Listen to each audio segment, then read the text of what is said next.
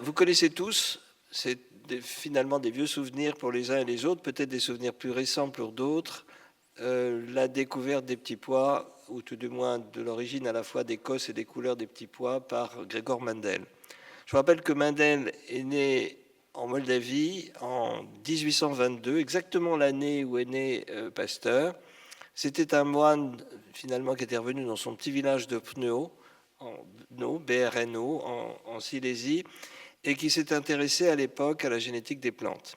Il a bénéficié en fait d'un hasard, mais souvent le hasard, quand on sait s'en saisir, est particulièrement fructueux, qui est de s'intéresser aux petits pois qui sont auto-fécondés, c'est-à-dire qu'ils se fécondent eux-mêmes et permettent d'avoir une génétique qui est relativement propre.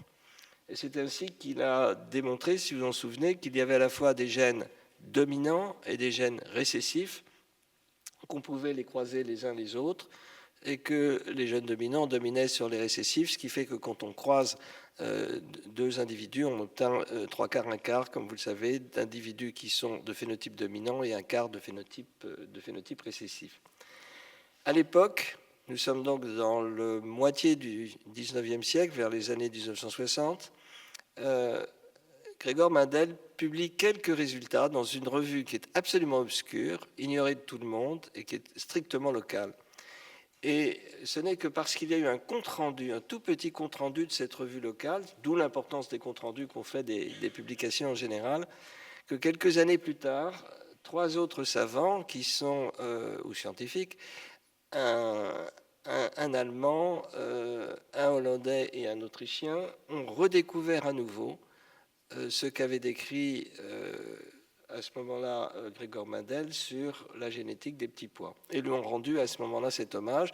Et c'est pour ça que les lois qu'avait décrit Mendel à l'époque ont été connues ou sont connues comme les lois de l'hérédité. Et puis quelques temps plus tard, c'est Lucien Queneau, un Français pour la première fois, qui décrit le même phénomène chez les mammifères. Et donc on s'aperçoit que ces lois, qu'on avait à un moment pensé être seulement utiles pour les plantes, étaient aussi valables pour les mammifères et du coup extraposées à l'ensemble des produits vivants. Quelques années plus tard, vous allez trouver un autre Hollandais qui est Willem Johansen, qui prononce pour la première fois le mot de gène, génos, sans savoir exactement à quoi ça correspondait, mais au moins on donne une traduction, on va dire, à la fois nominale et en même temps fonctionnelle, et parle à ce moment-là, pour la première fois, de ce qu'on appelait le génotype, c'est-à-dire au fond l'expression de ces gènes dans quelque chose qui avait trait à l'hérédité, et le phénotype qui est l'expression ou l'apparence qui apparaît. Puis nous allons franchir des étapes et arriver dans le début du XXe siècle où un Américain qui s'appelle Thomas Hunt Morgan arrive à situer ces gènes, tout du moins ce qu'on pensait être cette partie fonctionnelle de l'hérédité, dans les chromosomes. Chromosomes simplement parce que comme il avait pu montrer que cette expression se faisait dans les cellules germinales, en l'occurrence les spermatozoïdes et les ovules, sous forme de corpuscules colorés, chromos. C'est pour ça que vient le mot de chromosome. Donc nous avançons pas à pas, la découverte, 1, d'une transmission héréditaire, 2, on leur donne un nom, le nom de gène, 3, on leur donne une localisation, qui est celle des chromosomes. Et nous arrivons ensuite à une étape assez essentielle, qui est la découverte de l'ADN.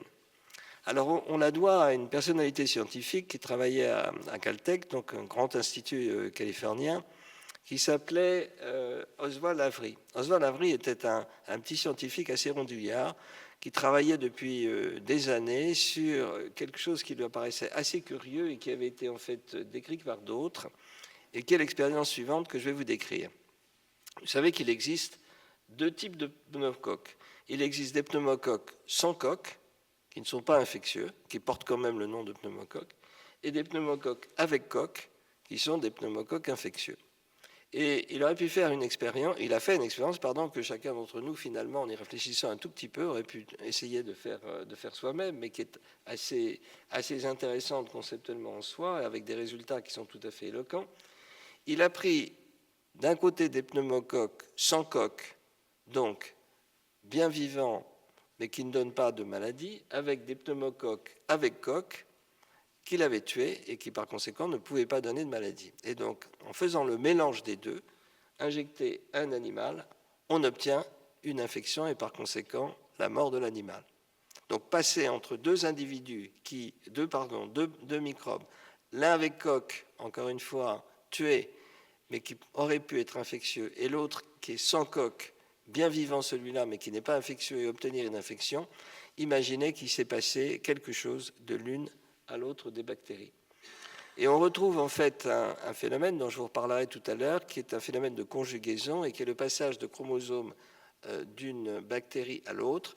En l'occurrence, ce phénomène, puisqu'on ne savait pas à cette époque l'origine, si je puis dire, de cette démonstration, la découverte d'Avery a été tout simplement de caractériser la substance qui passait de l'une à l'autre, et c'est ainsi qu'il a découvert ce qui est connu sous le nom d'ADN, l'acide désoxyribonucléique. En fait, on va franchir des étapes, puisque à partir de cet acide, je vais vous le décrire un tout petit peu plus loin, on observe avec Watson et Crick la structure en double hélice, et puis un peu plus tard, la découverte que cette hélice code pour l'assemblage d'acides aminés, et que le code qui fait l'assemblage des acides aminés est fait de triplets. Donc si nous avançons pas à pas dans cette démonstration, et nous suivons ensemble la progression, si je puis dire, de ces découvertes, nous partons de lois d'une transmission héréditaire, on passe ensuite à la notion de gène, avec une expression particulière et l'individualisation du génotype d'un côté et du phénotype de l'autre. Puis, on arrive à la démonstration que ces gènes sont portés par les chromosomes, et ensuite que ce chromosome est fait d'une substance particulière qu'on appelle l'ADN. L'ADN s'agence en double structure, cette double structure d'hélice, c'est encore une fois le rapprochement entre la conformation des corps et les structures dans l'espace est quelque chose de tout à fait important dans tout le domaine de la biologie. Et on arrive enfin à la notion du codage. Trois bases suffisent à coder pour un acide aminé, et c'est l'assemblage des acides aminés qui forment les protéines. Alors, si on revient ensuite aux molécules de la vie, les grands systèmes moléculaires de la vie sont constitués des protéines, des sucres, des lipides et de cette substance particulière qu'on appelle les acides nucléiques. Ce qui m'a toujours intrigué et continue encore de m'intriguer est le fait que l'hérédité, en fait, ne porte que sur les protéines et non pas les sucres et les lipides qui habillent les protéines. Mais l'hérédité ne se transmet que par l'intermédiaire des protéines. Et j'ai interrogé beaucoup de monde pour savoir, si jamais on devait refaire le monde, pour quelles raisons particulières est-ce qu'on pouvait penser que ce soit aux protéines que s'attache l'hérédité et non aux glucides et aux lipides. La réponse des chimistes a été la suivante, c'est que si l'hérédité devait porter sur les sucres, ce sont des molécules extrêmement sensibles et qui se dégradent donc relativement facilement. Et dans ce cas, ça aurait été une hérédité fragile.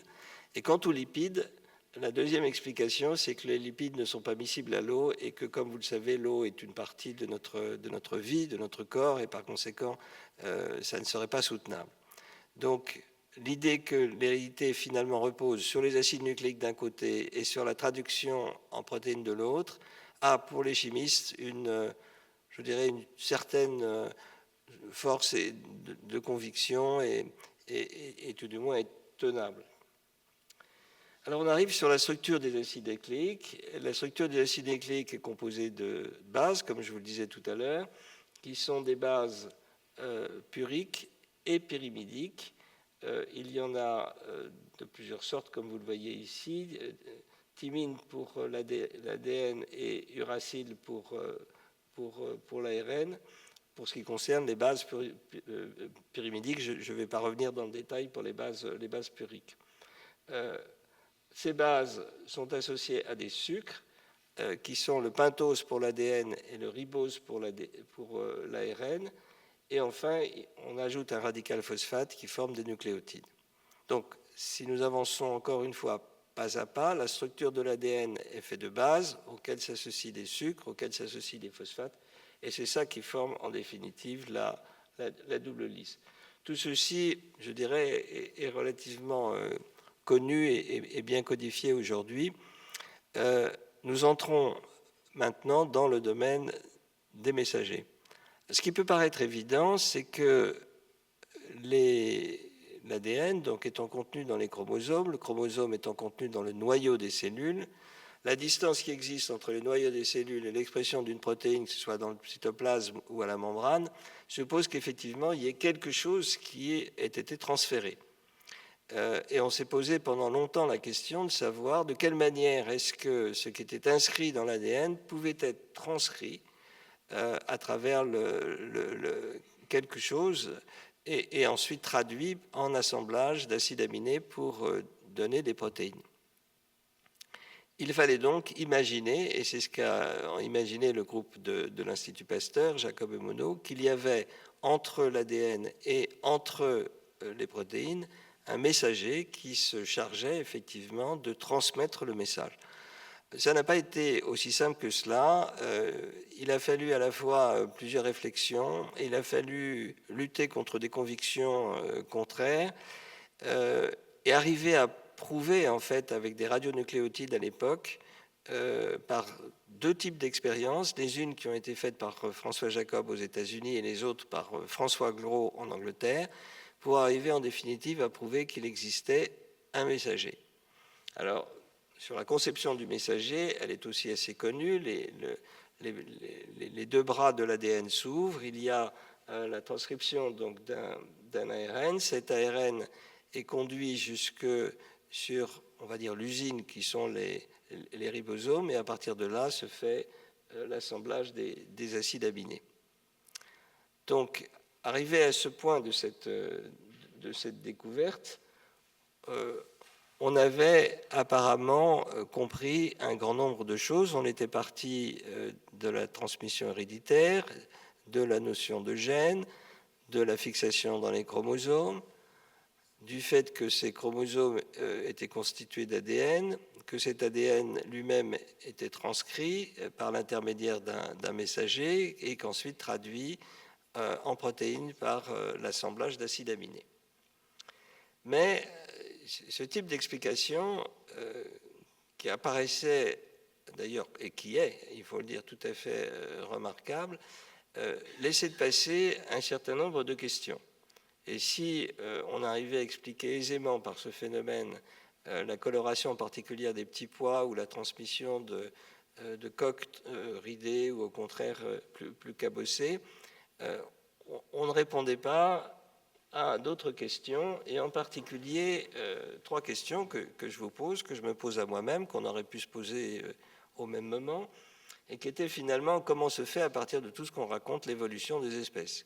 Une question qui nous taraude tous finalement et qui est sur la table depuis très longtemps, au moins depuis que Darwin l'a posée de manière tout à fait élégante. La deuxième question pourrait être également de se dire, mais comment finalement passe-t-on d'un embryon à un individu adulte? Et comment se fait toute cette différenciation depuis la naissance jusqu'à finalement la vieillesse et la mort? Et puis la troisième moment est de se dire comment peut-on répondre à un stimulus très particulier. Et en particulier, si vous avez un stress, si vous avez une réponse lors d'un microbe qui vous envahit et qui légitime qu'on l'élimine, ou si au contraire vous avez besoin de la sécrétion d'une enzyme, quel est le mécanisme qui régule tout ça? Est-ce que tout ceci se fait avec le mécanisme aussi simple que je vous ai décrit tout à l'heure, ou est-ce qu'au contraire, il faut imaginer des mécanismes différents? Et dans tout ça, au final, quelle est la part jouée par les gènes de l'hérédité? Et là, eh bien, on va tenter d'y répondre ensemble sur ces trois questions. Le premier, c'est l'évolution des espèces. On aurait pu, en fait, relativement se contenter de la dispute qui avait lieu entre Darwin et Lamarck sur le cou des girafes. Vous savez que Darwin proposait que si les girafes ont des longs coups, c'est parce que toutes les girafes qui ont des petits coups ont été progressivement éliminées car elles ne sont pas capables d'aller brouter les feuilles des arbres. Quant à Lamarck, lui, il imaginait quelque chose de relativement différent et qui est une influence évolutive et qui faisait que si les girafes ont des longs coups, eh bien c'est parce qu'elles ont des longs coups que c'est pour aller brouter les feuilles des arbres que les coups s'allongent. Dans un cas, le déterminisme se fait par sélection et dans l'autre, il se fait par induction. Et finalement, si on part sur ces deux visions, quel est le rôle, en définitive, de l'environnement? Alors, la première réponse a été apparemment donnée par l'expression de mutant. Il suffit qu'il y ait effectivement des modifications du code de l'ADN pour qu'on arrive à un nouveau codage et qu'à ce moment-là, on puisse avoir une nouvelle espèce qui est, dans ces cas-là, sélectionnée par l'environnement.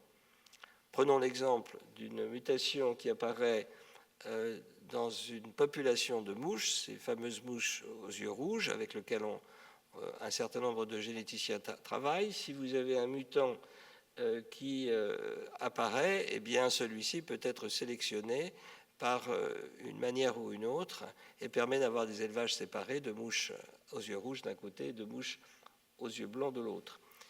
Et si on se réfère à ce moment-là au rôle possible de l'environnement, eh bien, il faut imaginer que la sélection se fait aisément par le fait que celui-ci est capable de favoriser, dans un cas ou dans un autre, voire dans les deux, la population de mouches aux yeux rouges ou la population de mouches aux yeux blancs. Et si vous passez d'une image à une autre, vous arrivez à se faire une idée assez précise sur la sélection d'un certain nombre d'espèces.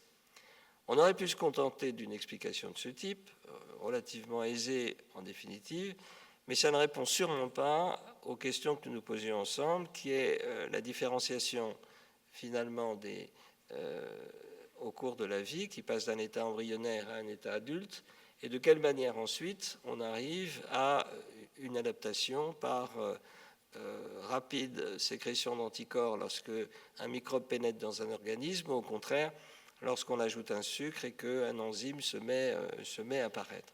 Donc, dans un cas comme dans l'autre, il faut imaginer qu'il se passe des phénomènes qui sont différemment expliqués, ce qui ne veut pas dire que la première hypothèse ne soit pas la bonne, mais différemment expliqués pour d'autres phénomènes que ceux que nous avons décrits pour une adaptation rapide.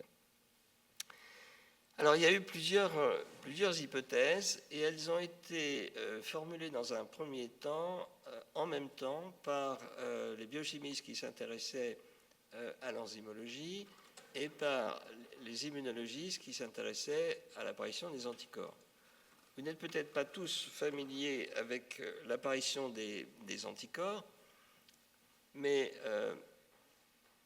il y a quelque chose effectivement d'assez particulier qui se passe lorsqu'un anticorps est produit, ou tout du moins lorsqu'un vaccin fait produire des anticorps. C'est la spécificité, c'est-à-dire que l'anticorps reconnaît avec un phénomène très particulier une reconnaissance d'une région de l'antigène, et deuxièmement un phénomène de mémoire, c'est-à-dire qu'après une première stimulation, si vous revenez avec un vaccin, vous avez une réponse qui est plus spécifique et qui est plus importante que la première fois. Ce qui fait que produire un anticorps qui soit spécifique d'un antigène légitime parfois plusieurs immunisations avant d'arriver à avoir un anticorps qui corresponde exactement au site particulier que vous cherchez à atteindre. De la même manière, pour l'enzymologie, vous avez, on va y revenir tout à l'heure, un certain nombre de microbes dans lesquels l'enzyme n'apparaît que si on le met en présence d'une molécule de l'environnement et par conséquent du sucre. Et donc, il y a, imaginait-on à l'époque, une adaptation de l'enzyme au sucre. Et pour revenir à l'image de l'anticorps, la proposition qui était donnée à ce moment-là, qui valait aussi bien pour l'immunochimie que pour l'enzymologie, était qu'en fait, il y avait une sorte de molécule primitive qui était présente, et lorsqu'arrivait soit le ligand pour ce qui concerne l'immunologie, ou la molécule chimique qui doit être lysée pour ce qui concerne la biochimie, celui-ci s'adaptait et modifiait la protéine primitive, de telle sorte qu'on arrivait à imaginer en fait qu'il y avait une sorte de gant et que ce gant se moulait sur la protéine chimique qui apparaissait alors. Cette théorie, qui avait beaucoup de personnalités qui s'y adaptaient à l'époque, était appelée une théorie instructive. Il y avait une instruction qui était donc adaptative, pardon, qui s'adaptait donc à la molécule elle-même. En fait, contre cette théorie, assez rapidement, les immunologistes ont mis des barrières en disant oui, mais si on peut admettre qu'il y a un anticorps primitif qui est sécrété et une molécule qui vient le déformer pour que la spécificité soit trouvée, on ne comprend pas comment il y a un phénomène de mémoire et comment la mémoire est capable d'agir. Et la découverte a été de penser que tout ceci ne se passait pas au niveau de la protéine elle-même, mais au niveau des gènes. Au niveau des gènes, et c'est Jacob et Monod qui ont apporté la première explication du phénomène en montrant qu'en fait, il y avait deux types de gènes, pour faire simple, des gènes de structure d'un côté et des gènes de régulation de l'autre. Et ceci a été démontré dans une série d'expériences qui sont assez élégantes. Et je vais revenir là-dessus à des notions de microbiologie. Vous savez qu'il existe à la fois des bactéries mâles et des bactéries femelles. Et entre les mâles et les femelles se produit un phénomène connu qui est un phénomène dit de conjugaison. Ce phénomène de conjugaison est assez simple à comprendre conceptuellement. C'est le chromosome du mâle qui pénètre pas à pas, une fois que l'accouplement s'est fait, dans la bactérie femelle. Et ce qu'avait inventé François Jacob avant la rencontre avec Jacques Monod, ou plus exactement avant la rencontre de travail, parce qu'ils étaient dans le même bâtiment, l'un au rez-de-chaussée et l'autre à l'étage supérieur, ce qu'avait trouvé François Jacob à l'époque, c'est que si vous pratiquez ce processus de conjugaison, et si vous arrêtez à des moments déterminés, ce qui est au fond ce phénomène sexuel entre la bactérie mâle et la bactérie femelle, vous coupez le chromosome à des temps différents, plus exactement à des espaces différents. Et lorsqu'ils se sont mis à travailler ensemble, ils ont repris la même expérience pour voir donc la production des enzymes par l'intermédiaire de gènes situés sur des chromosomes. Et en arrêtant à des temps différents, en appuyant sur un petit mixeur dans lequel vous séparez brutalement les bactéries, ils sont arrivés à montrer que cheminement, sur le même trajet d'ADN, se trouvaient d'un côté des gènes de structure et de l'autre des gènes de régulation. Et ces gènes de régulation faisaient que, d'une certaine manière, ils contrôlaient la production de protéines, et donc en l'occurrence d'enzymes, par les gènes de structure. Et ceci, en fait, a été montré de manière élégante par une interprétation qui est que les gènes de contrôle sécrètent un répresseur qui réprime le gène dit de structure, et que c'est l'inhibition du répresseur qui permet l'apparition du gène de la protéine codée par le gène de structure. Deux négations équivalent à un phénomène positif. À partir de cela, nous avons avancé d'un grand pas, puisqu'on vient de dire que, indépendamment de l'expression de mutants, qui peuvent donc d'une certaine manière permettre la sélection d'individus qui sont différents, peuvent apparaître, fonction de l'environnement d'une certaine manière, des compositions qui permettent d'expliquer la sécrétion rapide d'enzymes ou la sécrétion d'anticorps, puisque des gènes de régulation peuvent ensuite intervenir sur des gènes de structure et permettre leur expression.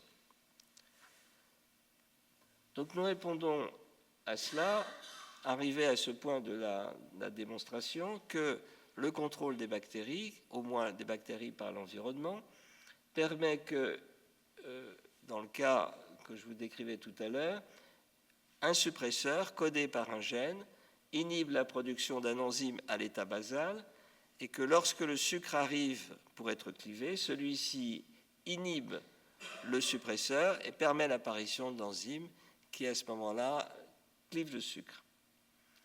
Un ARN messager est responsable de tout ça, il est sécrété par l'enzyme.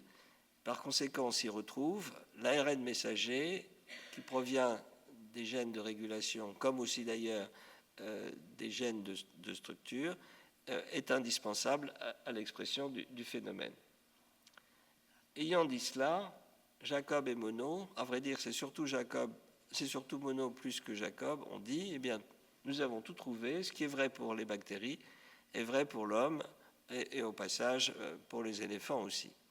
En imaginant donc avec la double démonstration qu'il y avait des gènes de structure et des gènes de régulation, on imaginait donc une régulation de l'ensemble de tous les phénomènes qui pouvaient se passer et par conséquent le rôle joué par l'environnement. C'est ce qu'on a dit, nous étions dans les années très exactement 58, au moment où était décrit 1958, au moment où était décrit ce phénomène. Et finalement, si nous revenons ensemble à l'environnement, sur la réponse numéro 1, on peut se dire, eh bien, Darwin avait raison, il suffit qu'il y ait des mutations et une sélection se fait par l'environnement. Et sur la réponse numéro 2, eh bien, on peut dire que Jacob et Monod avaient raison, on en revient à une définition assez lamarckienne, et l'environnement agit en agissant par des gènes qui contrôlent la régulation et l'expression d'autres.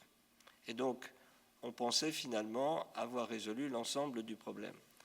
Et pourtant, il restait d'autres hypothèses, ou plus exactement, plus que des hypothèses, d'autres phénomènes à décrire, et c'est cela sur lequel je vais m'appesantir un instant, qui ont valu, comme vous le voyez, 2 prix Nobel successifs, le premier en 2006 à Andrew Fay et Greg Mayo, et le deuxième en 2024, donc très récent, à Victor Ambros et Gary Ruvkub. Au passage, on peut dire que plus récemment, même Gary Coe, avec la découverte de l'utilisation du messager, est un 3e prix Nobel qui vient consacrer finalement l'importance du contrôle, non plus par l'ADN, mais par l'ARN. Arrivé à ce point, en effet, arrêtons-nous un instant sur l'énigme qui subsistait après 1958. Chaque cellule, on le sait maintenant, contient à peu près, enroulée dans les chromosomes, contient 2 mètres d'ADN. Vous voyez que c'est absolument finalement considérable. Et si nous prenons le matériel génétique d'un seul homme, et si nous le tendons comme un grand fil, on montrera qu'il fait 133 fois le trajet Terre et Soleil. Donc si nous prenons un individu ici, on le mixait, on prenait son ADN, on l'étirait, on ferait avec chacun d'entre vous 133 fois le trajet de la Terre et du Soleil. Donc, la question c'est finalement, est-ce que tout cet ADN sert à quelque chose ? Et la deuxième, dont on s'est aperçu lorsqu'on s'est mis à séquencer l'ADN, c'est qu'il y a des différences entre la taille du génome humain et celui d'une paramécie, donc ces organismes unicellulaires, ou au contraire celui d'une amibe. Et on voit qu'il y a une différence, le génome humain est 200 fois plus petit que celui d'une amibe. Enfin, lorsqu'on a séquencé l'ensemble de ces ADN, on s'est aperçu que seulement 1% de l'ensemble de l'ADN pouvait être traduit en protéines. Donc à quoi sert le reste ? C'est une question qui s'est posée à l'époque et pour laquelle, dans un premier temps, on a une réponse assez facile en disant que c'est simple, le reste c'est le cimetière des autres. Ils meurent les uns après les autres et puis ils se réfugient où il y a eu des vieux virus qui sont venus là et ils se mettent dans les 99% du génome. C'est une explication qui à un moment a été conçue comme étant relativement satisfaisante jusqu'à ce qu'on arrive à des découvertes supérieures. Et ces découvertes supérieures viennent en fait de résultats troublants. J'espère ne pas vous avoir perdu jusque-là dans la suite des événements. Je vais les reprendre pour qu'on arrive à ces résultats troublants. Premièrement, vous avez des gènes qui se transmettent par l'ADN. L'ADN passe par l'intermédiaire d'un messager et on construit des protéines. Les protéines, entre parenthèses, se font à partir d'acides aminés. Assez curieusement, il y a 500 acides aminés dans la nature, on n'en a choisi que 20 pour aller fabriquer nos protéines. Mais c'est les 20 bons, si je puis dire. Le messager est donc une substance indispensable pour traduire les protéines. Et pourtant, on continue à se poser des questions en se disant, au fond, tout est simple, mais comment est-ce que ceci est contrôlé, puisqu'il peut y avoir à la fois des protéines qui sont fixes, comme la couleur de la peau ou des cheveux, etc., et d'autres, au contraire, qui nécessitent une adaptation rapide. Et on arrive à l'idée qu'il y a des gènes de contrôle ou des gènes de régulation et des gènes de structure. Et donc, arrivé à ce moment, tout peut s'expliquer en fait assez bien par l'ADN, et l'environnement joue un rôle assez simple, soit en sélectionnant les mutations qui l'intéressent, soit au contraire en intervenant directement par l'intermédiaire des gènes de contrôle. Mais arrive l'énigme sur laquelle je voudrais que nous nous attardions ensemble, qui est que ceci ne donne aucune explication sur les 99% de l'ADN qui font que, je répète à nouveau, si on les met bout à bout dans un individu, on fait 133 fois la distance du Terre au Soleil. À quoi servent ces 99% qui sont considérés comme étant totalement inutiles? On en était là lorsque quelqu'un a eu l'idée, à vrai dire, plutôt des gens des plantes que des gens qui s'intéressaient à l'animal, de mettre 2 lots de gènes, en disant, c'était des gens qui s'intéressaient en fait à la couleur des plantes. Et ils se sont dit, pour qu'elle soit plus bleue que bleue, je vais mettre 2 fois la dose de bleu. Et à ce moment-là, ils sont arrivés à quelque chose d'assez curieux, c'est que si vous mettez 2 fois des gènes de bleu, vous obtenez des taches blanches. Et ça a été répété avec une autre type d'expérience. Alors c'est très intéressant, ou plutôt très malheureux pour les fleuristes, parce que l'idée de départ, c'est que les gens voulaient avoir des plants qui avaient des couleurs absolument formidables. Et donc en multipliant les gènes, on se dit on va avoir des couleurs extraordinaires. Et en vérité, ils ont eu des individus tachés. Et puis les autres qui ont fait en fait des résistances virales en disant on veut des plantes qui résistent à l'infection, on va mettre double dose de gènes résistants à l'infection. Et pas du tout, ils ont obtenu des plantes qui étaient au contraire plus facilement infectables que les autres. Donc la question c'est, qu'est-ce qui se passe? Et c'est à ce phénomène que nous allons retrouver 2 de ceux qui ont eu les prix Nobel les plus récents, et je passe un peu sur le prix Nobel de départ, mais ceux qui ont eu donc le prix Nobel de 2024. Ces 2 personnes avaient chacun décrit des mutants. L'un d'entre eux est des mutants d'un petit ver qui sont des nématodes. Les nématodes sont des tout petits vers qui sont utilisés en laboratoire. Et en particulier, vous les nourrissez avec des bactéries. C'est assez amusant de voir que c'est des vers qui sont d'ailleurs hermaphrodites. Ils se reproduisent assez facilement. Vous les nourrissez dans des bactéries, dans des boîtes de pétri, et puis vous pouvez regarder, sélectionner les mutants. Et ils avaient trouvé 2 mutants. Un premier mutant qui s'appelle LIN4 était un mutant dans lequel il était très étonné parce qu'il avait une protéine qui était mutée et qui expliquait donc l'allure un peu particulière, vous voyez mal sur la diapositive, de ces petits vers nématodes. Mais la seule chose qu'il y avait d'anormal, c'était un tout petit ARN minuscule, un micro-ARN qui était apparu. Quant au deuxième, qui était à l'autre bout des États-Unis, lui, il avait décrit un mutant et il avait trouvé un messager qui était un messager muté, qui était un messager anormal. Et donc les 2 scientifiques se téléphonent et se disent on va croiser nos 2 mutants. Et à leur surprise, ils trouvent un individu normal. Au lieu d'avoir, si vous croisez un mutant avec un autre mutant, au lieu d'avoir un double mutant, vous avez un individu qui est normal. Et donc, la conversation s'est faite, semble-t-il, par téléphone. L'expérience a été la suivante.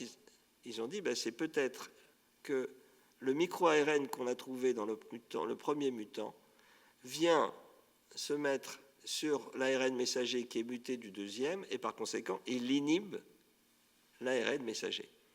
Et c'est comme ça qu'ils ont trouvé qu'il y avait dans les premiers mutants l'apparition d'un micro-ARN qui est une sorte d'ARN qui est régulateur. Et voilà que brutalement, alors que nous étions assez confiants, tous ensemble, me semble-t-il, depuis 1958, que le contrôle des gènes se faisait par des gènes dits de régulation, c'est-à-dire par l'ADN lui-même, l'ADN étant stimulé par l'environnement, voilà que tout d'un coup apparaît une révolution où on dit « Ah mais non, il se passe en plus un autre phénomène qui est le contrôle par le micro-ARN, des micro-ARN qui viennent à leur tour empêcher le messager. » Alors raisonnons ensemble pourquoi et comment la nature a inventé un tel système. Alors pourquoi, je ne sais pas. Mais le comment, il est assez étonnant. Ça veut dire qu'on envoie un message et au même moment, on envoie un message par un gène qui contrôle ce message et qui dit « je donne l'ordre d'envoyer un message ». Et au même moment, il y a ou il n'y a pas l'apparition d'un micro-ARN qui vient dire « non, je l'arrête au milieu ». C'est comme si vous envoyez un messager et que vous lui dites « non, non, je ne vais pas jusqu'au bout ». Ou au contraire, je le fais aller jusqu'au bout. En quelque sorte, vous avez, si on y réfléchit, une sorte de rhéostat qui fait que j'envoie quelque chose et puis en fonction de ce que je veux, je vais diminuer ou empêcher l'expression de ce messager. Et vous avez donc un rôle important qui serait donné à ces micro-ARN, à ces molécules de régulation. Donc, si on revient à cette découverte, depuis, bien sûr, des milliers de laboratoires dans le monde s'en sont emparés et se sont mis à décrire des milliers de micro-ARN. En fait, on en a trouvé de plusieurs sortes, selon la taille du micro-ARN, selon la manière dont il s'organisait. Mais pour faire rapide, vous avez des ARN qui sont des messagers qui sont importants dans la défense contre les virus. Vous en avez d'autres qui sont importants dans des fonctions biologiques variées. Autrement dit, chaque micro-ARN, en fait, participe à des fonctions cellulaires différentes. Et puis vous en avez les troisièmes qui sont tout simplement des gendarmes du génome. Et au fur et à mesure, on va en décrire d'autres. Alors vous allez me dire, vous me parlez depuis quelque temps de micro-ARN. Qu'est-ce que c'est que ces micro-ARN? C'est des tout petits ARN. Ils ont quelques 20 bases, 30 bases, etc. Et puis on a décrit des longs ARN. Ah, vous ne voyez pas sur ma diapositive qui ne passe pas, mais sur les longs ARN, c'est en particulier, pour vous donner l'image, l'explication proposée pour les chats qui sont bigarrés. Vous avez en fait des chats dans lesquels vous avez à la fois du blanc, vous avez du noir et vous avez du roux. Et en fait, pourquoi? Eh bien, c'est que vous avez des ARN qui viennent non pas qui viennent du chromosome, des chromosomes X en l'occurrence, et qui sont des longs messagers, donc qui viennent inhiber une couleur ou une autre. Et par conséquent, vous voyez apparaître des pelages variés sur les chats. Donc si vous avez des chats avec plusieurs pelages, eh bien dites-vous bien que c'est parce que vous avez la production d'ARN un peu plus long que des micro-ARN, qu'on appelle des longs ARN, et qui viennent inhiber le message. Nous arrivons donc finalement à la conclusion ensemble que la transcription par des ARN régulateurs vient inhiber l'expression des messagers. Mais qui produit ces ARN régulateurs? Et c'est là où on s'est aperçu que ces ARN régulateurs étaient produits par les 99% qui ne servaient soi-disant à rien. Et ces 99%, vous allez peut-être l'admettre avec moi, posent la question de savoir est-ce que c'est des gènes ou pas des gènes. Les gens vont vous dire non. On a donné le nom de gène, le monsieur là, Christensen, qui a donné le nom de gène, il donnait le nom d'un gène à l'expression d'un phénotype. Or, il n'y a pas de phénotype, puisqu'en fait, en l'occurrence, c'est la production d'un ARN qui s'arrête avant la transcription d'une protéine. Donc, cette partie du génome qui code pour un ARN, lequel ARN inhibe l'ADN, ne porte pas le nom de gène. Et pourtant, c'est quand même une instruction génétique. Donc ça reste, d'un point de vue sémantique, pas complètement, si vous voulez, adapté. Le point qui est important pour nous, me semble-t-il, c'est que c'est la partie non codante, les 99% qui ne servaient à rien, qui représente en fait le potentiel de production de ces micro-ARN. Et ces micro-ARN bloquent ou détruisent le messager, elle peut même parfois l'activer, et viennent en quelque sorte comme un rhéostat, autrement dit, les ARN sont à la fois des chevaux qui transmettent le message et des individus qui l'arrêtent à mi-course ou au contraire qu'ils font aller plus vite et qu'ils modulent. Donc on arrive à cette vision d'ensemble que vous admettrez peut-être complexe, mais qui en fait explique la manière très fine dont on régule l'expression de nos protéines. Nous avons à la fois des gènes de structure, nous avons des gènes de régulation qui contrôlent l'expression des gènes de structure, et en plus, nous produisons des ARN inhibiteurs ou destructeurs qui viennent arrêter la production de ces protéines si elle paraît non nécessaire. Arrivé là, nous allons imaginer par conséquent, on pourrait l'imaginer ensemble, et tout au moins c'est ce qu'imaginaient les scientifiques, nous pourrions imaginer et se dire, tout ceci c'est très très bien, on a décrit de la physiologie, mais nous avons envie de traiter les gens, de quelle manière est-ce qu'on est capable d'utiliser ces ARN, tantôt messagers, tantôt inhibiteurs, pour essayer finalement d'arriver à avoir des productions de protéines qui soient utiles quelque part à l'humanité. Et c'est à ce titre-là qu'on intervient sur l'ARN par les deux méthodes possibles d'un côté, qui est d'une part de produire des protéines. Au fond, puisque nous avons le messager sous la main, est-on capable de produire des protéines qui ne sont pas présentes, ou au contraire de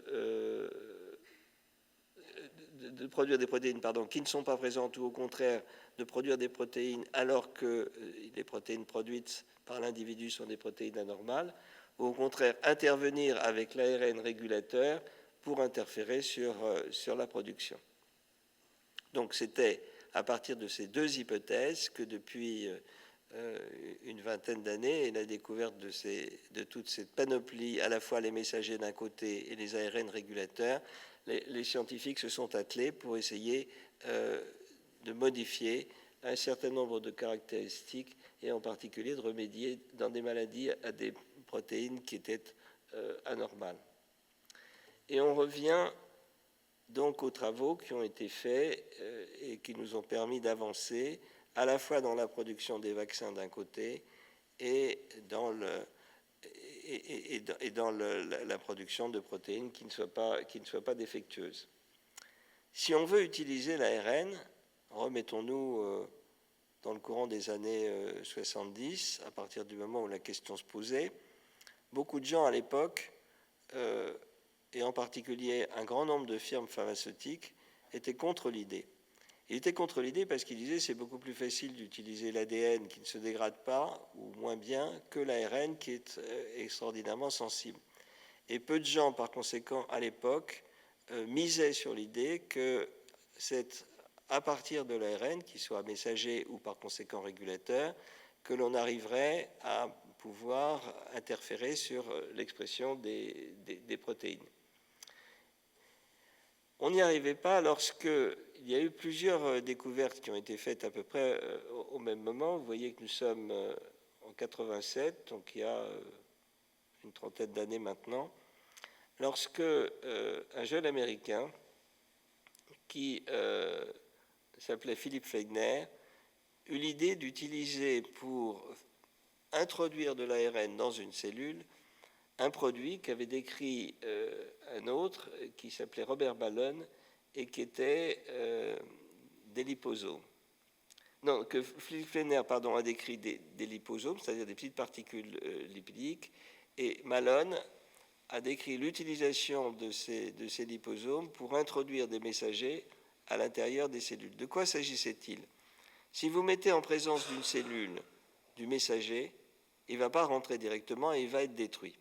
Pour qu'il arrive à l'intérieur de la cellule, il faut donc trouver le moyen de l'encapsuler par quelque chose. Et Philippe Fleigner avait imaginé que les capsules lipidiques auraient la particularité de pouvoir s'accoler facilement aux membranes cellulaires et délivrer à ce moment-là peut-être un produit à l'intérieur d'une cellule. Il travaillait dans une jeune biotech à l'époque qui était financée par un des rois du pétrole qui avait beaucoup d'argent, mais qui avait considéré que cette méthodologie, c'est-à-dire l'usage de ces particules lipidiques, n'avait aucun avenir. Et comme Fleckner travaillait sous sa direction, il lui a demandé d'arrêter.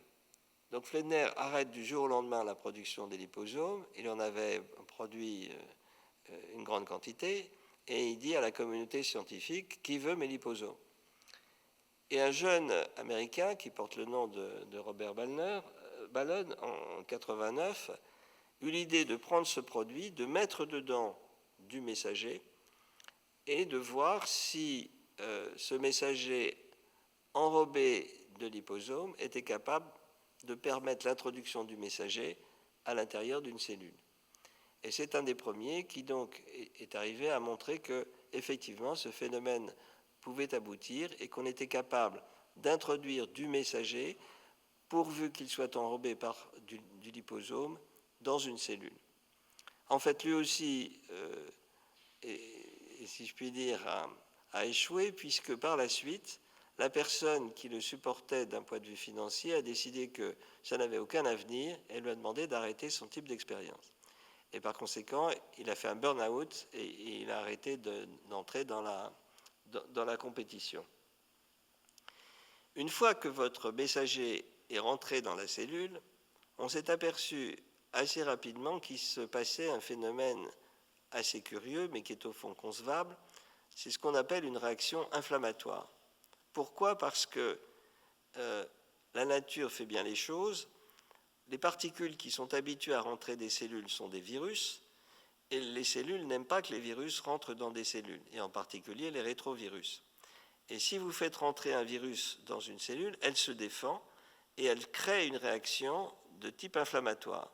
Ce qui fait que si vous faites rentrer un messager que vous considérez comme normal, eh bien, il déclenche une réaction inflammatoire et du coup, l'expérience ne tient plus car le messager ne peut plus être traduit en protéines.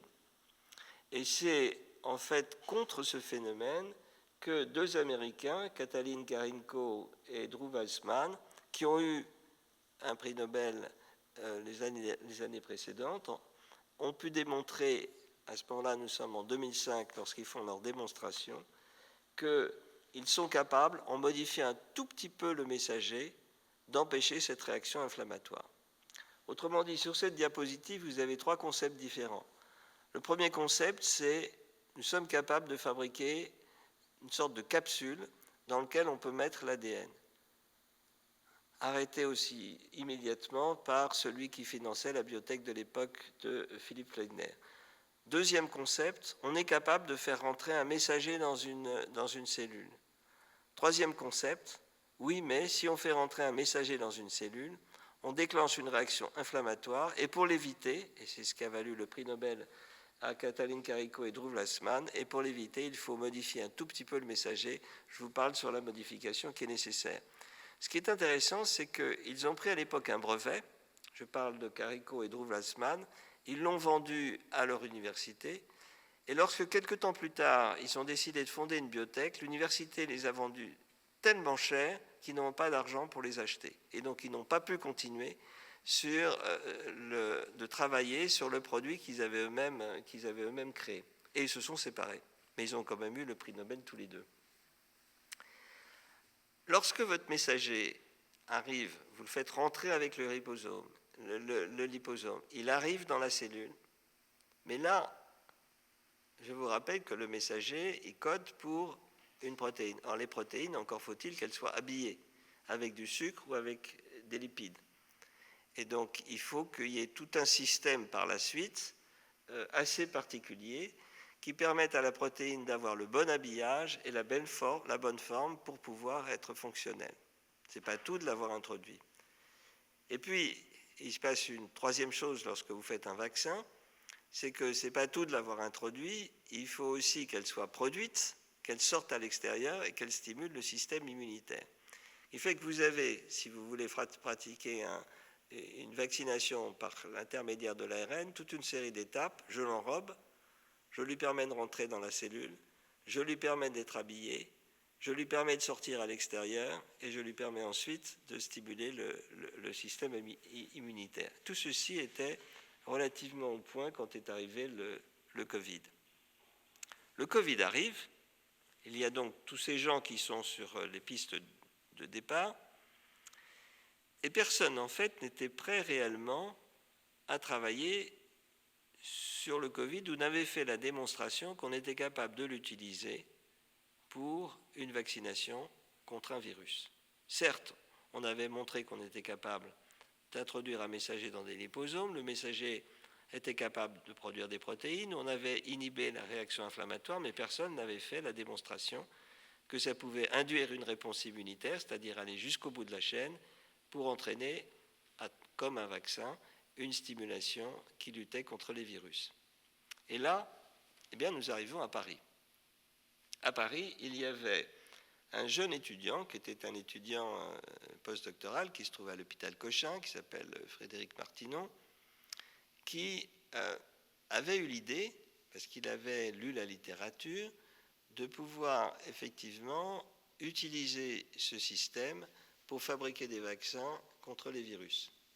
Et il est rejoint par Pierre Melien, qui venait d'une jeune biotech qui était transgène, qui s'était dit que c'était bien de se rapprocher de la clinique et de venir dans un hôpital. Les deux travaillent ensemble. Et ils avaient l'idée de travailler et de faire un vaccin contre le sida, mais c'était trop compliqué, et ils mettent dedans un ARN messager pour coder pour la grippe. Donc, on prend l'ARN messager de la grippe, on le met dans le liposome rentre dans les cellules, la protéine est habillée, elle sort et ensuite elle stimule le système immunitaire. Et ils obtiennent des résultats. Effectivement, ils sont les premiers à décrire un vaccin contre un système viral avec l'utilisation des ARN messagers. Et ils cherchent à le publier. Et ils ont la plus grande difficulté. Aucun journal n'est intéressé par ce type de technologie et par l'utilisation possible de lutte contre un virus. Ils mettent plusieurs années d'arriver à le publier dans un journal de petit ordre, si je puis dire. Mais surtout, Martinon s'aperçoit que le système n'est pas vraiment reproductible. Il obtient tantôt des souris sur lesquelles ça marche, c'est-à-dire qu'il obtient un vaccin, et d'autres où ça ne marche pas. Et si vous êtes un jeune scientifique et que vous voulez faire votre carrière, et que vous vous trouvez face à un phénomène qui est certes intéressant, mais que vous ne publiez que dans un journal de 10e ordre, et ensuite qui a beaucoup de difficultés à être produit, vous vous dites « j'abandonne ». Et donc, cette découverte, qui était une découverte de Paris, dans un hôpital parisien, sur la première démonstration qu'on était capable de faire un vaccin contre un virus avec un ARN messager, s'arrête. Martinon dit « moi je passe à un autre sujet », et Melien, il est rappelé par la maison mère qui lui dit « arrêtez de travailler sur des choses qui n'ont pas d'avenir et venez travailler sur autre chose ». Donc les Français abandonnent. Mais ce n'est pas le cas des autres. Et Katalin Karikó, qui n'avait pas pu fonder avec Drew Weissman sa biotech, rencontre, parce que sa fille venait pour une compétition sportive quelque part en Europe, rencontre à ce moment-là un couple de Turcs, Ugur Şahin et Özlem Türek, qui à ce moment-là montait une jeune biotech qui sera donc BioNTech. Et cette jeune biotech, elle arrive avec son idée, elle n'a pas la licence pour le faire, mais elle arrive avec son idée, elle rencontre les deux Turcs et ils décident ensemble, au moment de l'arrivée du Covid, de se lancer dans un vaccin. Mais ils n'ont pas l'argent.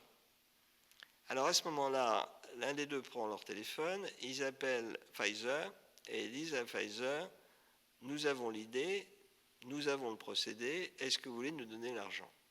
Et Pfizer lui dit, écoutez, d'accord, je mets je crois que c'était de l'ordre de 1 milliard sur la table pour arriver à produire votre vaccin. Et c'est comme ça que BioNTech a produit une partie des vaccins par ARN messager.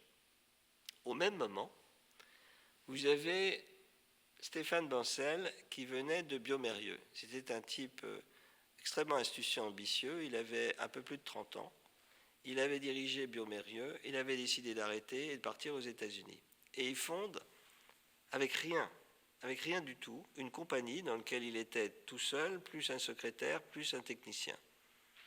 Et il a réussi à convaincre des investisseurs en leur disant l'utilisation de l'ARN, c'est l'avenir.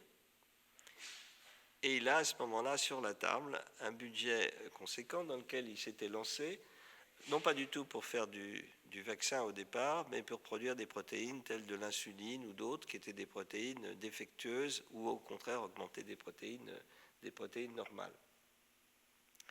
Et ils fondent une compagnie qui s'appelle Moderna.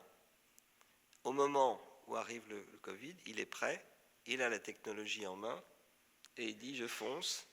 Et il va demander de l'argent au gouvernement américain. Et là, pour une fois, Trump a été assez bon parce qu'il a mis sur la table un argent pas possible. Et ils ont créé cette agence de l'innovation qui s'appelle la BARDA. Et ils sont sortis de l'entrevue avec un peu plus d'1 milliard en poche. Et au même moment, il y avait une autre compagnie qui s'appelle CureVac. CureVac était fait au départ par un Allemand qui avait chez lui un étudiant en thèse et un post-doctorant. Ce post-doctorant avait été formé à Paris. Ils avaient travaillé lui aussi sur des sujets à peu près identiques et ils décident, avant l'arrivée Covid, de s'intéresser à l'utilisation de l'ARN messager. Et ils forment une compagnie qui s'appelle CureVac. Jusqu'à ce qu'ils se disputent et qu'ils se séparent. L'un part en clinique, l'autre part ailleurs. Et au moment de l'arrivée du Covid, ils se remettent ensemble et ils décident de se lancer eux aussi dans la course. Ils ont du mal à avoir de l'argent et peut-être que l'alliance n'a pas été suffisamment forte, mais ils sont arrivés en fait avec un taux de succès qui était inférieur aux deux autres. Et en fait, CureVac s'est arrêté dans la course, si je puis dire, et n'a plus continué par rapport aux deux autres compagnies qui ont reporté l'essentiel du marché. Alors, que peut-on faire avec l'ARN ? Nous avons vu qu'il y a un succès pour la production d'ARN messager codant pour des vaccins. Et beaucoup de compagnies au monde maintenant continuent à l'utiliser pour des tentatives de vaccins au lieu de produire des protéines. On met l'ARN, on peut le moduler à façon, on peut arriver à le faire introduire à des cellules, on peut le faire sécréter à l'extérieur des cellules et stimuler des systèmes immunitaires. Mais vous pourriez aussi imaginer comme moi d'autres solutions qui seraient que si je mets un ARN messager qui code pour une bonne protéine, alors que justement la maladie est due à des protéines défectueuses, eh bien nous pouvons tenter de remédier à des protéines anormales ou au contraire des protéines qui sont produites en quantité insuffisante. Et à l'heure actuelle, vous avez toute une série de perspectives, à la fois de produire de l'insuline, de produire des facteurs anti-hémophiliques, de compenser des déficits enzymatiques avec des maladies rares comme la porphyrie, le Crigler-Najjar, etc. Et puis vous pouvez même imaginer que vous allez utiliser ce qui a aussi valu un prix Nobel, l'enzyme CRISPR-Cas9 pour exciser, entrer cette molécule de manière à ce qu'elle aille couper un gène malade et permettre à ce moment-là que l'enzyme soit produite. Donc avec le messager, vous avez toute une panoplie d'utilisations possibles dans lequel vous allez, donc, selon ce que vous souhaitez, produire un vaccin, produire des protéines normales ou aller exciser des gènes qui sont des gènes anormaux. Que fait-on avec des ARN régulateurs, puisqu'on a dit ensemble qu'il y avait des ARN régulateurs? Eh bien, en fait, il y a aujourd'hui, maintenant, des médicaments qui sont sur le marché et qui traitent et utilisent des gènes régulateurs. L'un d'entre eux, je vous donne le nom tel qu'il apparaît dans le commerce, c'est le patisiran. C'est un ARN messager qui inhibe une molécule anormale qui donne une maladie qui est une amylose, en l'occurrence une forme particulière de l'amylose qui est l'amylose familiale. Vous voyez que le traitement d'une année est de l'ordre de 450 000 euros et il y a 50 000 patients dans le monde et ça fera un coût de 18 milliards. Mais cela dit, ce médicament est commercialisé. Vous en avez un deuxième qui est l'umaziran et dans lequel c'est un gène qui inhibe un enzyme particulier qui donc traite l'hyperaccélérémie primaire de Trypin, donc une maladie enzymatique très particulière. Il y a un troisième qui est le givosiran, qui est un petit ARN là aussi qui vient traiter des porphyries hépatiques, mais vous voyez que ce sont des maladies rares.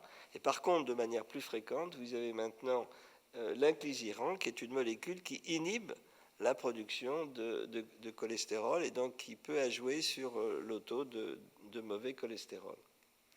Donc, si vous m'avez suivi dans cette démonstration, et qui vous permet de voir finalement l'évolution à la fois des découvertes des différents gènes et ARN régulateurs et messagers qui permettent de contrôler la production de protéines et l'utilisation qu'on peut en faire, nous avons en fait franchi avec finalement un espace de 150 ans toute une série de découvertes tout à fait considérables.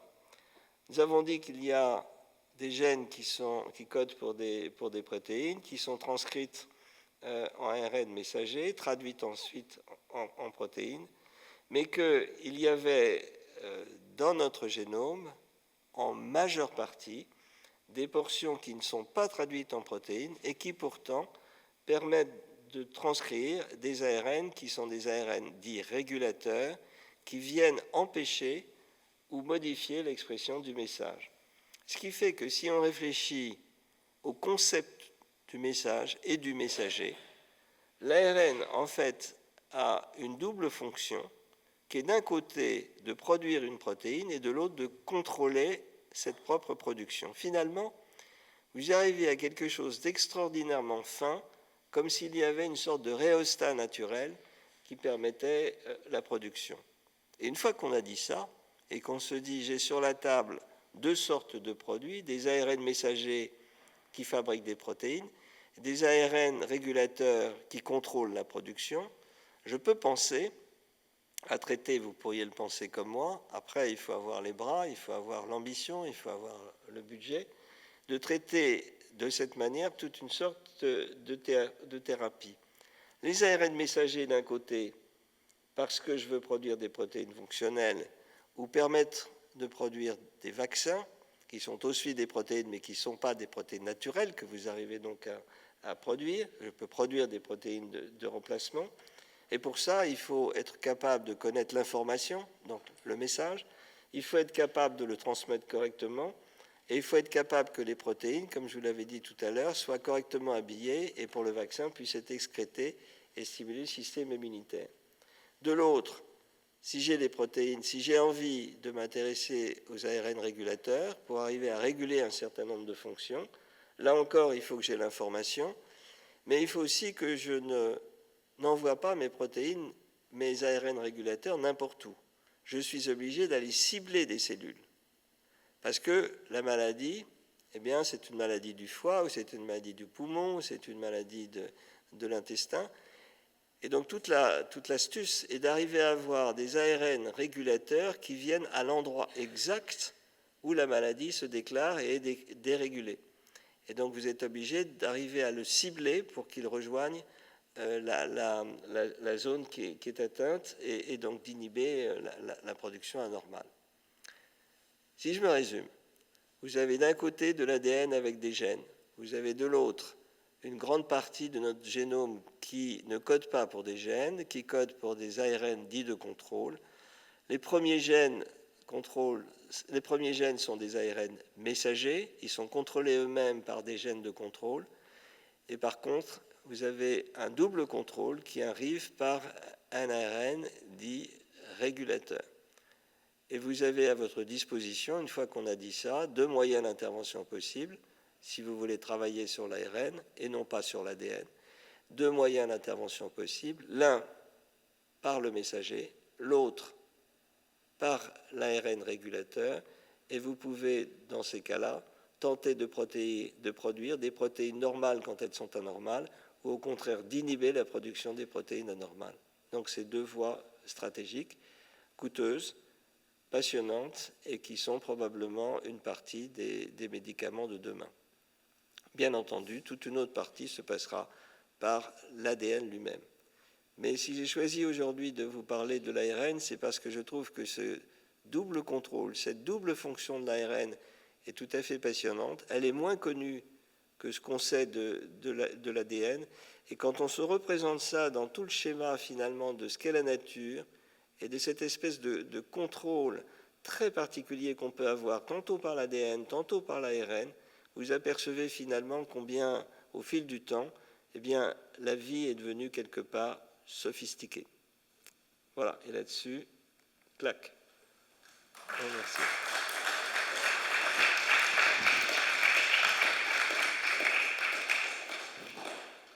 Voilà, alors j'espère avoir pas été trop compliqué, mais malheureusement, la vie n'est pas simple.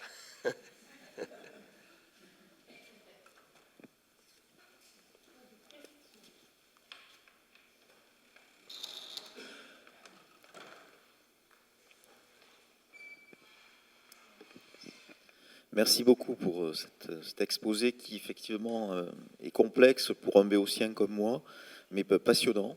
Moi j'ai une question qui peut être sans doute une question de béotien, mais là on est dans de l'intervention extérieure sur, je dirais, le potentiel vivant qu'est notre ARN, qu'il soit régulateur, comme vous l'expliquez, ou qu'il soit messager.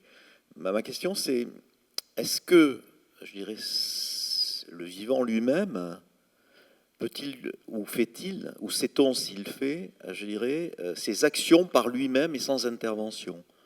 Et si oui, si l'on le détecte ou si on l'a détecté, peut-on en tirer des conséquences par rapport, je dirais, à des organismes qui pourraient, je dirais, être des organismes modèles pour ensuite traiter des organismes qui seraient, je dirais, défectueux?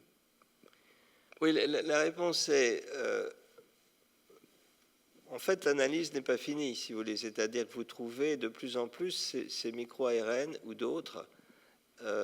Et donc, la découverte, finalement, du vivant et ce type de molécules permet d'imaginer les différentes formes d'expression du vivant. Vous voyez, si c'est ça votre question.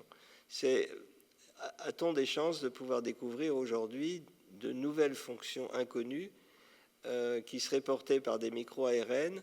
Et vous avez beaucoup de laboratoires qui continuent à travailler dessus. C'est encore plus complexe que ce que je vous ai décrit ici, bien sûr. Mais vous avez, si vous voulez, les grandes lignes. Et effectivement, par la découverte de ces micro-ARN, vous allez pouvoir modifier... On rentre quelque part dans ce qu'on pourrait appeler la vie augmentée, vous voyez, ou la vie diminuée. En fait, on est capable de moduler déjà beaucoup de choses. Et ceci passe au départ par un recueil de l'information et de l'analyse. Plus vous arrivez à décrire et à trouver des nouveaux micro-ARN, ou au contraire ces ARN comme la couleur du pelage des chats, qui sont des ARN un peu plus longs mais qui ont les mêmes fonctions, et plus vous allez pouvoir avoir sous la main des possibilités d'inhibition ou au contraire de stimulation de certaines fonctions vitales cellulaires. Vous imaginez d'ailleurs que l'intelligence artificielle va faciliter grandement les choses et que tout ceci pour aligner les uns avec les autres, arriver à trouver des nouvelles fonctions, arriver à faire de ce qu'on appelle des expériences in silico sans avoir besoin de les faire uniquement avec l'intelligence artificielle. Vous pouvez déjà arriver à prévoir la construction, ce que la construction va vous donner. Vous montrez que l'ARN est au cœur d'une révolution médicale. Vaccins, thérapie. Selon vous, quelles sont aujourd'hui les principales limites scientifiques ou techniques qui freinent encore son plein potentiel? Ce que je vous ai dit apparaît simple. En réalité, il est en fait beaucoup plus complexe. Il faut arriver à trouver quelle est la bonne séquence qui est capable d'inhiber au bon endroit la molécule que vous voulez supprimer. Et comment vous y arrivez? Donc il faut arriver à des ciblages, il faut arriver à des quantités qui correspondent à une inhibition. suffisante ou au contraire une stimulation. Donc c'est on va dire, c'est un travail extraordinairement minutieux, mais on doit pouvoir imaginer beaucoup de choses avec ce type de technologie. Si vous étiez un investisseur, vous pourriez vous dire qu'aujourd'hui, c'est d'ailleurs comme ça qu'ils ont gagné beaucoup d'argent, hein, l'utilisation de ces deux types d'ARN, le message comme le régulateur, devrait offrir des capacités formidables d'intervention sur le vivant.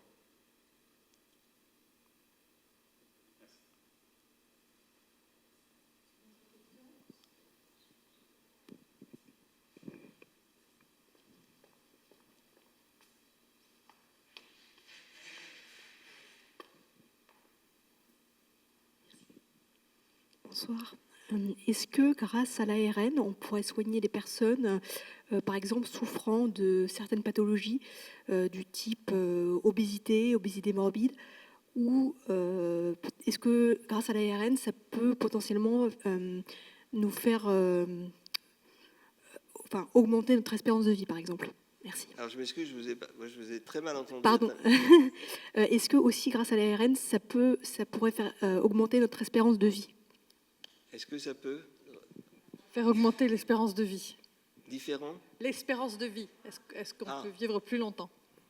Pour augmenter l'espérance de vie, écoutez, la grande espérance de vie, vous le savez sûrement, jusqu'en les années 1860, l'espérance de vie de l'homme était de 25 ans. Elle n'était pas différente de celle de la préhistoire. Donc pendant 18 siècles, on n'a pas avancé d'un pas. Puis est arrivé le vaccin. Et brutalement, vous êtes passé de 25 ans à 60 ans, et vous voyez qu'on continue d'augmenter. Donc il y a toute une série de facteurs qui jouent. Alors, si vous fabriquez des vaccins qui sont utiles contre de nouveaux virus, et qui sont ces virus qui tuent encore, ou quand je dis des virus ou des bactéries ou d'autres types de microbes, qui tuent encore les vieilles personnes parce que leur système immunitaire est déficient, vous pourrez dire oui, je vais augmenter la durée de vie. Maintenant, si vous voulez dire que vous allez brutalement empêcher une cellule de vieillir elle-même, je ne suis pas sûr qu'on y arrivera. Parce que c'est toute une série de processus extraordinairement difficiles. Les seules cellules qui ne meurent pas, vous le savez, c'est les cellules qui se reproduisent, c'est les cellules du cancer.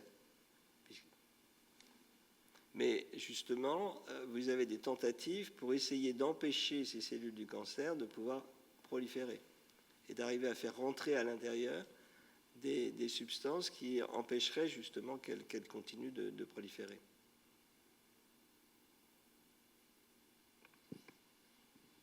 Excusez-moi, et par rapport à ma première question, concernant des pathologies type obésité, qui peuvent être potentiellement génétiques ou, je ne sais pas, par rapport hormonal, par exemple, est-ce que ça, on peut développer des choses par rapport à l'ARN, par exemple?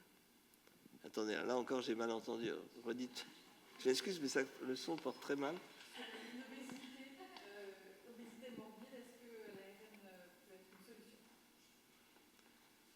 Écoutez, sur l'obésité, vous avez des formes d'obésité qui sont des formes d'obésité génétique. Donc on peut imaginer intervenir peut-être dans le futur sur ces formes d'obésité génétique. Là-dessus, l'ADN n'est pas forcément la meilleure des solutions, mais peut-être que oui. Donc c'est envisageable. Oui, tout à fait.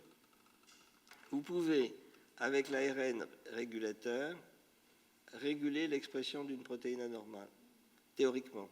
Vous pouvez, avec l'ARN messager, produire une protéine qui est déficiente. Donc, à partir de ça, si vous avez un gène, une protéine, vous pouvez intervenir sur ce scénario-là.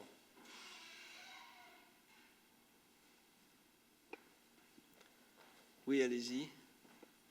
J'espère que je vais arriver à vous entendre.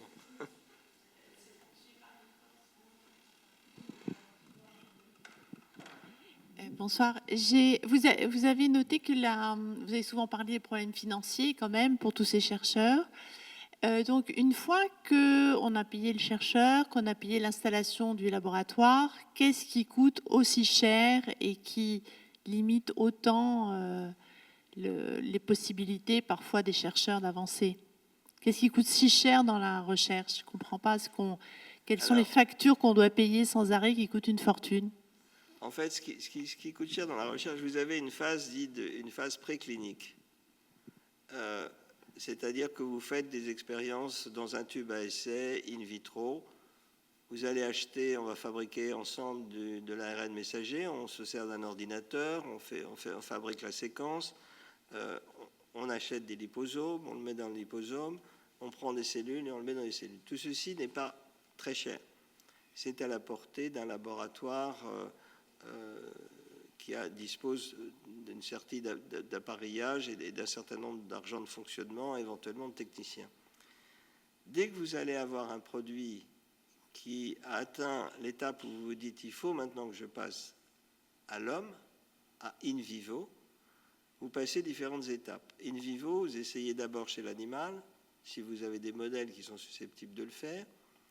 C'est pas tant ça qui coûte. C'est si vous arrivez à l'homme. À ce moment-là, ça coûte des fortunes.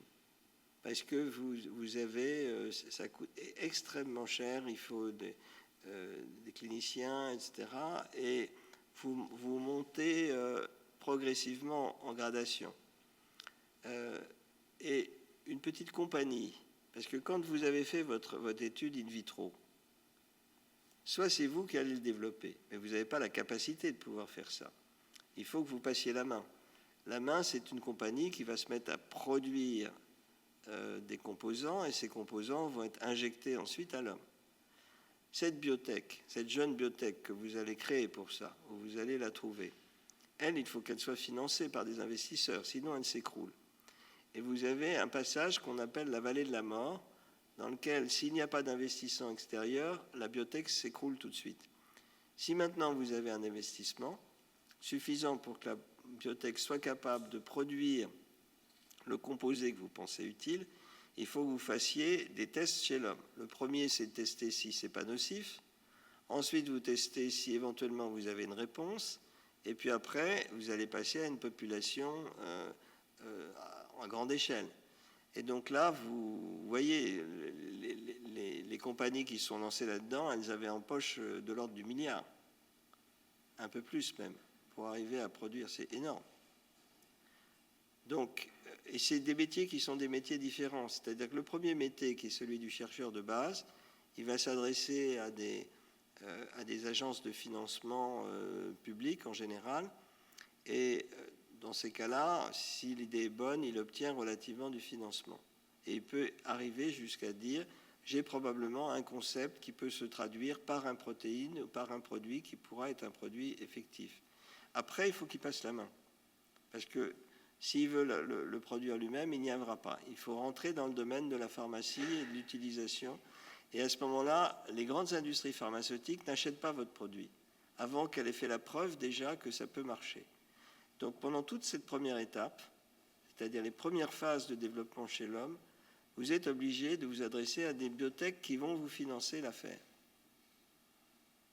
Et ces biotech elles-mêmes doivent avoir des soutiens par des investisseurs ou des banques, choses comme ça.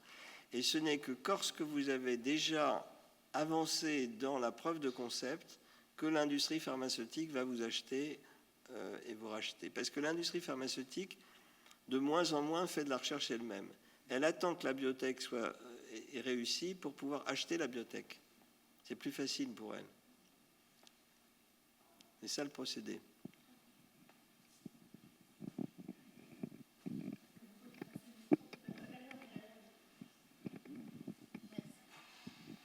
Merci.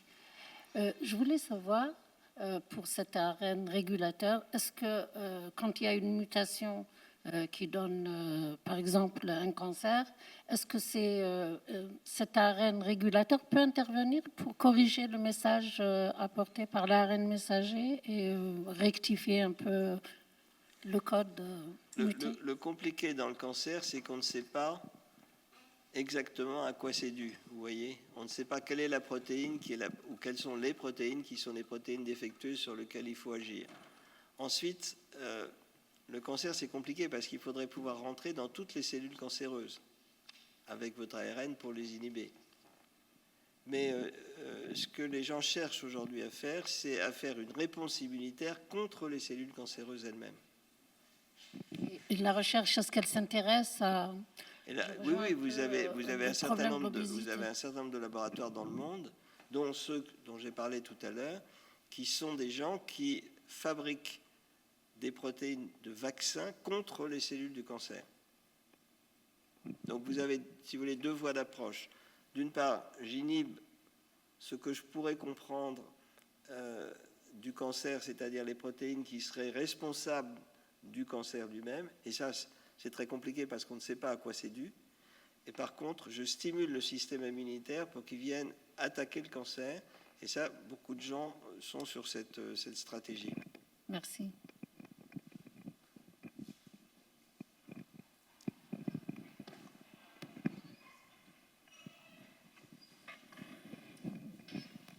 J'ai appris par la presse qu'il y avait, pour la maladie de Lyme, il y avait bientôt un vaccin. Un vaccin pour la maladie de Lyme. Est-ce que c'est par ce processus que vous expliquez par les messagers ARN? Dans la maladie de Lyme, c'est comme dans le post-Covid, vous avez effectivement des symptômes qu'on a beaucoup de difficultés à comprendre, si c'est ça votre question. Mais tout ne se traiterait pas par l'ARN messager, hein. Je n'ai pas dit ça. Et donc, si vous voulez intervenir par l'ARN messager ou par l'ARN régulateur, par l'un ou par l'autre, il faut que vous ayez une connaissance très particulière de l'effet que vous voulez obtenir. Or, dans la maladie de Lyme, comme dans un certain nombre d'autres pathologies, on ne sait pas vraiment à quoi c'est, comment ça continue après, vous voyez, une fois l'infection passée.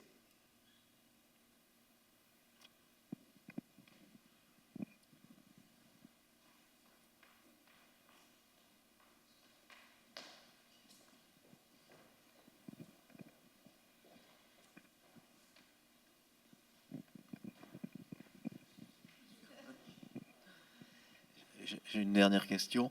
Est-ce que on a identifié des dangers particuliers à ce type d'action, je dirais, pour la création de certains de ces vaccins? Autrement dit, ces vaccins-là ont-ils produit des problématiques particulières qui seraient dangereuses et de quelle nature? Qui seraient, pardon? Qui seraient dangereuses et de quelle nature? Non, ce qui a été mal compris et beaucoup critiqué. Les gens pensaient que si on introduit de l'ARN, vous allez en fait l'intégrer dans le génome. Mais non, l'ARN ne s'intègre pas dans le génome. L'ARN, c'est après, si vous voulez, l'expression du génome. Ce n'est pas de l'ADN. L'ADN, vous modifiez votre gène, tandis que l'ARN, vous empêchez l'expression du gène. Ce n'est pas la même chose. Donc, le danger qui a été énormément mal compris et passé sur les réseaux sociaux, etc., ça ne s'intègre pas dans le génome lui-même. Ça empêche l'expression du génome. Ce n'est pas la même chose. Vous voyez, donc le danger n'est pas vraiment là. Mais je comprends ça, ce que vous m'expliquez. Je l'avais bien en tête. Mais y a-t-il d'autres dangers que celui que vous venez d'exprimer qui auraient pu être détectés sur ce type, je dirais, d'action en termes de création vaccinale? Moi, non, je n'en connais pas. Je vois plus des grandes difficultés, parce que tout ce que je vous ai dit est relativement simple, mais c'est des grandes difficultés à la fois techniques, des challenges, il faut savoir ce qu'on va inhiber, être sûr qu'on n'inhibe pas autre chose, etc. Ce qu'on pourrait peut-être, ce à quoi on pourrait réfléchir ensemble, c'est de se dire, est-ce que je suis sûr que je vais inhiber seulement la protéine que j'ai ciblée? Et est-ce que ça ne va pas se coller sur d'autres messagers qui seraient des messagers qui n'auraient rien à voir avec le premier? Pour une raison, parce qu'il y a quelques bases qui sont en commun et qui va arriver à se coller là-dessus. Et c'est comme de la glu sur votre papier. Et s'il se colle sur le mauvais papier, vous pourriez imaginer avoir des inhibitions qui sont des inhibitions contraires. C'est pour ça que dans tous les essais que vous faites, d'une part, vous essayez in vitro de vous assurer que tout est bien, mais chez l'homme, vous n'avez pas le droit tout de suite de vous lancer complètement dans une expérience avec des milliers d'individus. Vous le faites sur très peu d'individus, et encore, vous augmentez les doses au fur et à mesure en faisant extrêmement attention de regarder s'il n'y a pas d'effet dit secondaire. Là, les gens sont très précautionneux là-dessus. Ce qui n'empêche pas que vous pouvez trouver des années après qu'effectivement, il y a des accidents qui sont produits. Mais en principe, lorsque vous avez fait votre gradation des différentes étapes et phases cliniques d'essai d'un médicament, lorsque vous arrivez en phase de commercialisation, on a franchi toutes ces étapes, on a éliminé les effets secondaires. D'autres questions? Est-ce que vous avez tous bien compris? Bon. Merci beaucoup.